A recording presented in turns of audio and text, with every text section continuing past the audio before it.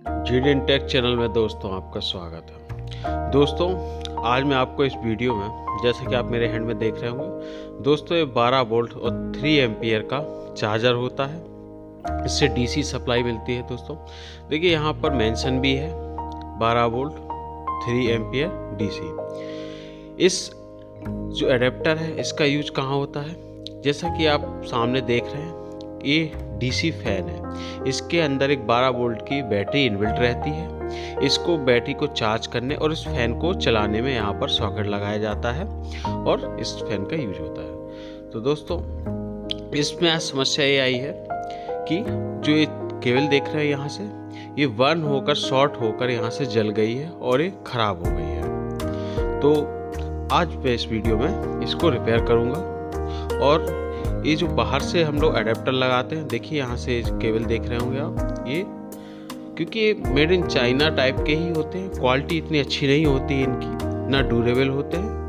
तुरंत ही अगर लोड पड़ता है या फिर थोड़ा यूज हो जाता है कुछ दिन, तो ये शॉर्ट होके ख़राब हो ही जाते हैं, केबलें चटक जाती हैं। तो देखिए जहाँ से मैं इसको ओपन करके दिखा रहा हूँ इस अडेप्टर को, इसका सर्किट है। तो दोस्तों मैं करने वाला ये हूँ कि अब इसको बाहर से जैसे एडेप्टर मिला था, इसको मैं ऐसे ना लगाकर अब इस सर्किट को निकाल कर और इस फैन के अंदर इनबिल्ट करूंगा और डायरेक्ट एक कोड के द्वारा इसमें सप्लाई दूंगा जो सीधे अब मेन बोर्ड से लगेगी।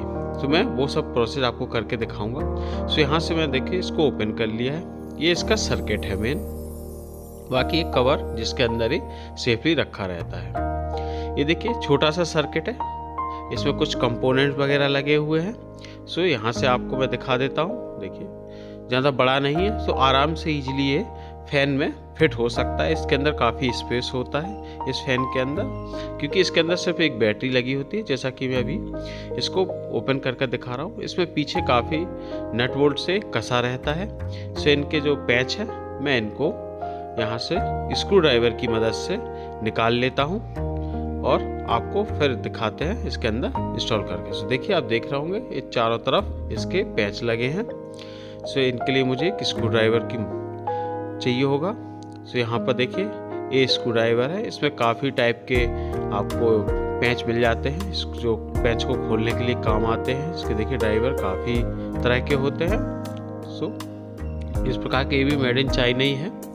सो अब मैं इसका यूज़ करूँगा, यहाँ से इसके साइज का देखूँगा इसमें कौन सा हमारा पैच का यूज हो सकता है। तो यहाँ से मैं निकालूंगा। तो आप देख रहे होंगे इसमें, जिसको हम नॉर्मल भाषा में फूल वाला बोलते हैं, जिसमें चार तरफ से कटिंग होती है पैच में, वो इसमें लगे हुए हैं। सो मैं इसका यूज करूँगा। देखिए अब इसको डाल के इसमें बाकी कुछ और सारे इसमें पैच मिल जाते हैं, जिस पर अलग अलग यूजेस आप अलग अलग तरीके के कंपो जो चीज़ें होती हैं उनको खोलने में यूज ले सकते हैं। सो यहाँ पर मैं खोलता हूँ, वीडियो को फास्ट फॉरवर्ड कर देता हूँ जिससे हमारा समय बचे।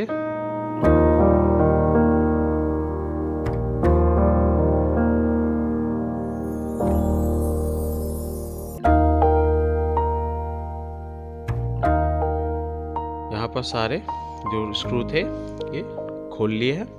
अब इसको ओपन करते हैं। सावधानी से करना है क्योंकि इसके अंदर एक बैटरी रखी हुई है जो गिर सकती है, डैमेज हो सकती है, इसलिए मैंने इसको सरफेस पे रख लिया है इजीली।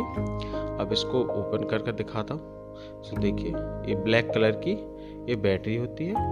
मात्र यही एक इसके अंदर चीज़ रहती है जिससे फैन को ये चलाने के काम आती है। जब फैन पावर सप्लाई कट हो जाती है, नहीं आती है, तो ये बैटरी के द्वारा भी 3 से 4 घंटे फैन चल सकता है। इसके लिए बैटरी बैकअप में दी रहती है। सो यहाँ से मैं इसके कनेक्शन हटा लेता हूँ। बैटरी की थोड़ी सी आपको बेसिक जानकारी दे दूँ। ये 12 वोल्ट की बैटरी है। देखिए 7.5 AH इसकी क्षमता है और जो इसका टोटल फाइनल वोल्टेज होता है जो फुल चार्ज पे, वो लगभग 14.5 वोल्ट के आसपास चला जाता है वहाँ तक, और स्टैंड बाई पे 13.5 वोल्ट आपको मिल जाता है। सो 3 से 4 घंटे का बैकअप दे देती है। अब देखिए ये सर्किट है। अब मैं इसको यहाँ पर स्पेस है बैटरी के आगे, यहाँ पर इसको इंस्टॉल करूँगा। सो उसके लिए मुझे पहले कुछ वायर की ज़रूरत पड़ेगी। पहले मैं आपको एक चीज़ दिखा दूँ, यहाँ पर जो अडेप्टर लगाते थे जिसका सॉकेट देखिए उसका मेन कनेक्शन यहाँ पर दिया गया है। सो मुझे यहाँ से कनेक्शन लेकर और उस सर्किट में वहाँ तक पहुँचाना होगा, क्योंकि जो सर्किट से 12 वोल्ट की जो सप्लाई निकलेगी डीसी वो मुझे डायरेक्ट अंदर यहाँ पर देनी है। तो देखिए इधर पे इस प्रकार के ये कुछ सॉकेट थे जिसमें वो 12 वोल्ट की कनेक्टर लगता था। तो मैं यहाँ से पॉजिटिव नेगेटिव ये वायर निकालूंगा। सो इसका ध्यान रखना होता है, गलत कनेक्शन नहीं होने चाहिए, पॉजिटिव का पॉजिटिव और नेगेटिव का नेगेटिव ही होना चाहिए, वरना शॉर्ट होकर ये ख़राब हो सकता है पूरा सर्किट। सो मैं आपको दिखा देता हूँ। देखिए जैसे कि ये सॉकेट था, इसमें जो अंदर की जो होल होता है वो पॉजिटिव होता है और जो बाहर की तरफ होता है जो कि स्टील का दिख रहा होगा ये नेगेटिव होता है। सो देखिए मैंने रेड जब अंदर डाला और ब्लैक बाहर, तो देखिए अब प्लस का साइन मतलब माइनस वगैरह था वो हट गया है और यहाँ पर 14 साढ़े 14 वोल्ट करीब आ रहे हैं। तो दोस्तों ध्यान रखिए, अंदर वाला पॉजिटिव का होता है और बाहर वाला नेगेटिव का होता है। तो उसी आधार पर मैं यहाँ पर जो उसका बोर्ड है उसमें से पॉजिटिव और नेगेटिव के वायर कनेक्ट करूँगा। सो हाँ, उसके लिए मुझे एक स्ट्रिप की वायर की ज़रूरत पड़ेगी। सुबह मैं अभी लाता हूँ और आपको पूरा दिखाते हैं। और ये देखिए यहाँ पर ये जो देख रहे हैं यही वो डीसी की सप्लाई है। इसको पहले मैं यहाँ से कट कर लेता हूँ, क्योंकि अब मुझे डायरेक्ट जोड़ना है। देखिए ये स्ट्रिप है जो कि मैं लेकर आया हूँ, इसमें कलर कोडिंग के हिसाब से रहती है। सो मैं यहाँ पर 2 वायर की जो लेयर है वो निकाल लूँगा। पहले मैं यहाँ से इनको कट कर लूँ, यहाँ पर ही मैं इनको जोड़ूंगा। और मैंने जैसे बताया नेगेटिव पॉजिटिव का ध्यान रखना बहुत ज़रूरी है। तो यहाँ से देखिए ये मैंने इसको हटा दिया है। अब यहाँ से मैं 2 वायर निकाल लेता हूँ। ये एक साथ जुड़े रहते हैं, करीब 10 के एक पेयर होता है 10 वायरों का जो आपस में कनेक्ट होता है। आप अपने इच्छा अनुसार जैसा जिसकी ज़रूरत हो उस आधार पर इसको यूज कर सकते हैं। तो यहाँ पर मैंने इसको निकाल लिया है। अब ये पावर जो हम एसी सप्लाई डायरेक्ट इसमें देंगे उसके लिए केबल की मुझे ज़रूरत पड़ी। सो ये भी मैं मार्केट से लेकर आया हूँ। लगभग मुझे ये 20 रुपये के आसपास पड़ गई है। सो डायरेक्ट मैं इसको यहाँ सोल्डर करूँगा। सो देखिए ये सोल्डर आयरन मशीन है और इसका वायर जिसको हम लोग रांगा भी बोलते हैं और ये पेस्ट इसकी भी ज़रूरत पड़ती है। तो पहले मैं सब कनेक्शन कर लेता हूँ, फिर आपको दिखाएंगे पूरा कंप्लीट होने के बाद सब चीज़ें दिखाएंगे बारी से। यहाँ पर देखिए मैंने पॉजिटिव से पॉजिटिव नेगेटिव जो डीसी थी वो जोड़ लिया है और जो एसी था वो वायर वहाँ पर जो एसी का था वो सर एसी जोड़ दिया है। बस मात्र ये सिर्फ एसी वायर और डीसी ये सिर्फ 4 वायर ही थे, इनका ही कनेक्शन करना है। ये हमारा कंप्लीट पूरा हो चुका है प्रोसेस। अब इसकी हम टेस्टिंग करके आपको दिखाते हैं कि हमने जो सर्किट कंप्लीट किया है ये काम कर रहा है कि नहीं। ऐसा तो नहीं कि शॉर्ट सर्किट की वजह से ये जो अडेप्टर था हमारा इसका भी सर्किट ख़राब हो गया बोर्ड, तो इसको भी रिपेयर करना पड़ सकता है। तो पहले मैं इसको यहाँ पर देखता हूँ सप्लाई मिल रही है, सप्लाई देते हैं और देखते हैं इस पर आउटपुट डीसी निकल रहा है कि नहीं। तो यहाँ को मैं प्लग इंस्टॉल करता हूँ, इसमें बोर्ड में प्लग लगाया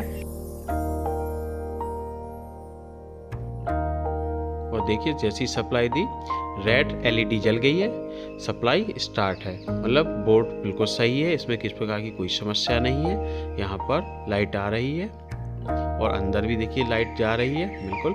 यहाँ पर मैं इसकी भी लाइट वगैरह फैन चलाता हूँ, तो देखिए फैन प्रॉपरली वर्क कर रहा है। अभी इसमें बैटरी इंस्टॉल नहीं है, ये डायरेक्ट सीधा सप्लाई से जो एडेप्टर आ रही है उससे चल रहा है। देखिए यहाँ पर लाइट ये भी काम कर रही है, तो मीन्स पूरा सर्किट कंप्लीट है और सही कनेक्शन हो चुके हैं। अब मैं इसको यहाँ पर फैन के अंदर इंस्टॉल करूँगा। सो उसके लिए मुझे एक डबल साइड टेप की ज़रूरत पड़ेगी। इस सर्किट बोर्ड को यहाँ पर मैं स्टिक कर दूँगा, यहाँ पर चिपका दूँगा, जिससे ये इधर उधर डिस्टर्ब ना हो, हिले डुले ना, एक ही जगह रहे। तो देखिए यहाँ पर मैंने इसको डबल साइडेड जो टेप आता है इसको फोम टेप भी बोलते हैं, इसकी मदद से यहाँ पर स्टिक कर दिया है।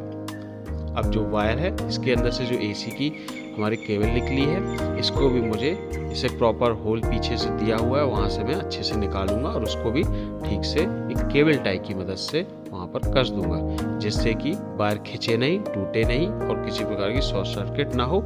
इस चीज़ का बहुत ध्यान रखना जरूरी है। तो देखिए ये जो वायर है इसको मैं यहाँ पर इधर पर कस दूंगा केबल टाई की मदद से।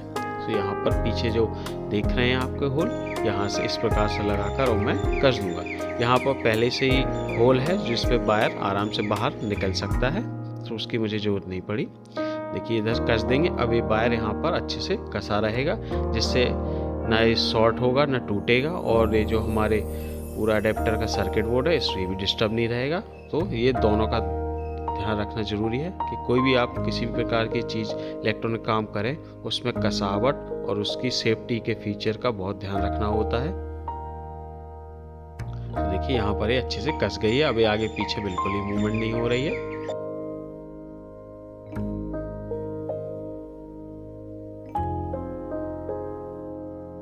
जो बाकी केबल टाई का एक्स्ट्रा भाग है इसकी जरूरत नहीं है, इसको हमने यहाँ से कट कर दिया है। अब बैटरी वगैरह है उसको इंस्टॉल करते हैं। सो बैटरी के भी कनेक्शन कर दी है। ये हमारा पूरा सर्किट कंप्लीट हो गया है। अब जो इसके पूरे नट वगैरह हैं, पेंच हैं, वो भी लगा देते हैं, कंप्लीट करते हैं फैन को। तो देखिए मैंने जैसा बताया था कि इसमें काफ़ी स्पेस होता है, इसको अंदर भी इंस्टॉल किया जा सकता है। कंपनी बाहर से अडेप्टर देती है, पता नहीं क्यों। अगर अंदर से देंगे वो सीधी मेन एसी की सप्लाई दे दे, वो ज़्यादा बेस्ट है।